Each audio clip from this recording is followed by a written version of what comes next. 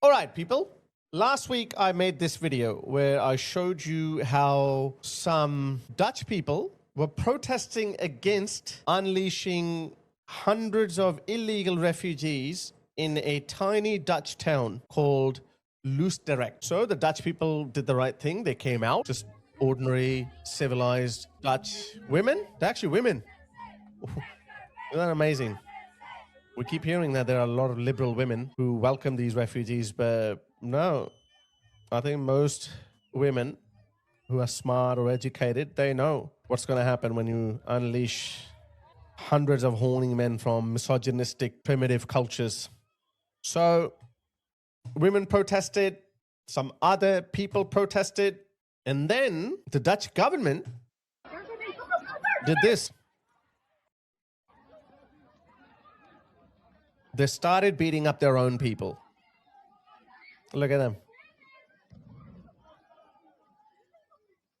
So people were practicing their democratic right, protesting against a dirty act, and then the Dutch government thought that they can just release their batons. Riot police.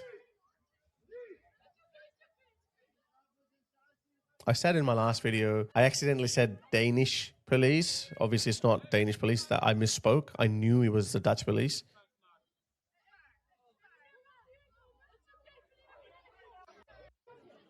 Look at that. People came back. Look at them. Basically, people are rising up. People are standing up. Yes, they have guns. They have batons. They have dogs. They have horses. They have the power.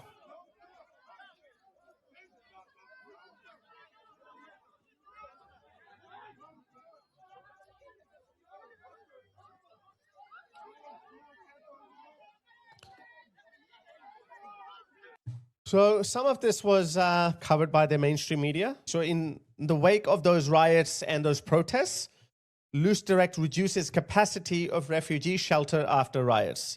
Council officials in Loosdrecht have, I'm probably butchering the name of that town, but bear with me. Loosdrecht have cut the capacity of an asylum seeker shelter from 110 beds to 70 following several nights of violent protests outside the building. So it kind of worked, but they still didn't shut it down altogether. They just reduced it by 40 people. So from instead of 110 migrants, they would put 70 migrants there. Okay? But people were still not happy. Have a look at this. The site of planned Loosdrecht asylum shelter targeted by vandals. A disused town hall where 70 asylum seekers were due to be housed for 6 months has been vandalized overnight. Concrete blocks were used to smash windows, security fences were trampled to the ground, and a road sign was thrown through a window pane of the former council building in Loosdrecht, police said. Well, this is a very mild way of putting it. Have a look at this. What actually happened? This is what happened. They're just forcing people to extreme measures. Last night, they actually set that town hall alight. They burned it down.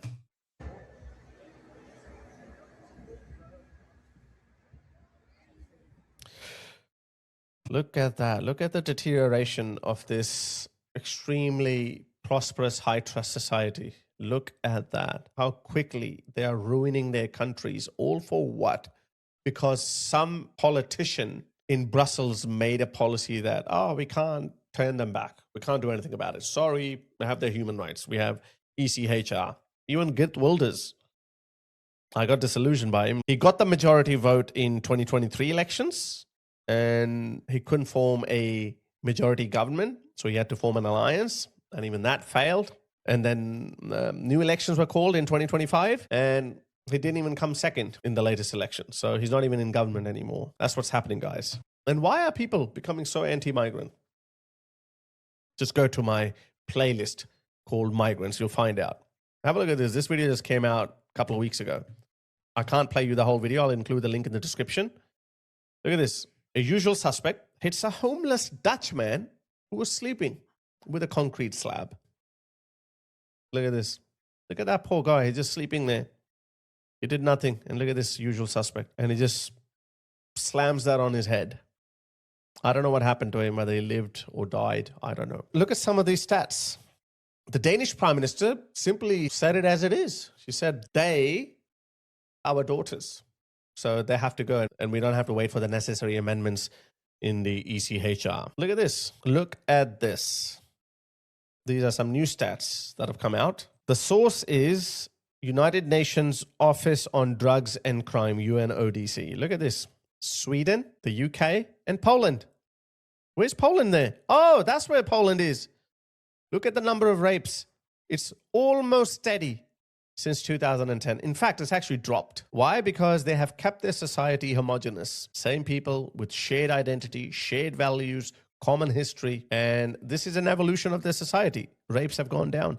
And this is what I noticed in Australia too, until very recently. Domestic violence was going down. Alcohol, substance abuse was going down. Everything was going down because homogeneous societies tend to evolve. But when you bring in people from other cultures who have their own journey and haven't done anything about curbing misogyny or homophobia or religious sectarian violence, how can you bring those people in and expect that they will integrate overnight? Isn't that funny?